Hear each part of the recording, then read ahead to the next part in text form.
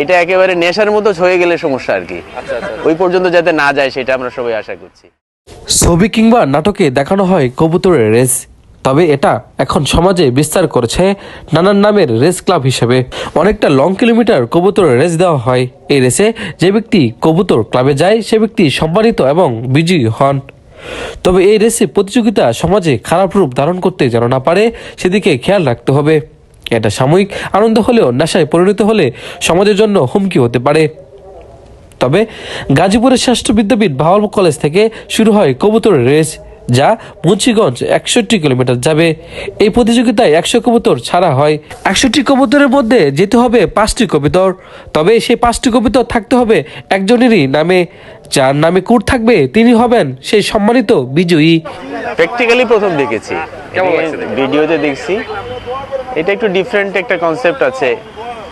পৃথিবীর অনেক দেশে এটা হয়, বাংলাদেশে এত লং রেঞ্জে হয় কিনা আমি জানি না, তবে অনেক দেশে এর চেয়ে বেশি রেঞ্জে কবুতর পালে মানুষ। এটা আমার কাছে খুবই ভালো লাগে, কারণ কবুতর খুব শখের জিনিস। কবুতর আমিও পালছি। একজন লোক যার কবুতর সে তো 100% আশায় থাকে যে আমার 5টা ছাড়লাম 5টাই যাবে। আসলে ওইরকম না, অনেক ক্ষেত্রে যায় 5টার মধ্যে 5টাই যায়, কিন্তু বেশিরভাগ ক্ষেত্রেই দেখা যায় যে 1টা 2টা কারো যায়ও না। হয়তো না মালিক পায়, হয়তো বা এরকমও হয়, দেখা যায় যে রেসেরও 5-7 দিন পরে বা 1 মাস পরে 15 দিন পরে এরকম যায় অনেকগুলা, আবার মিসিং হয়। বিশ্বাস হবে, হ্যাঁ যায় এবং গেছে আর আগে শুনেছি আর কি, আমি দেখিনি সচক্ষে।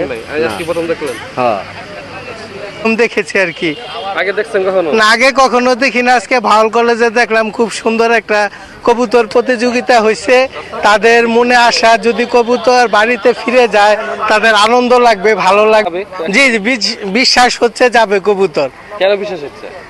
তাদের অনেক দিনের আশা, এটা লালন পালন করছে তারা, তাদের একটা আশা পোষ মানাইছে, কবুতর যেতে পারে।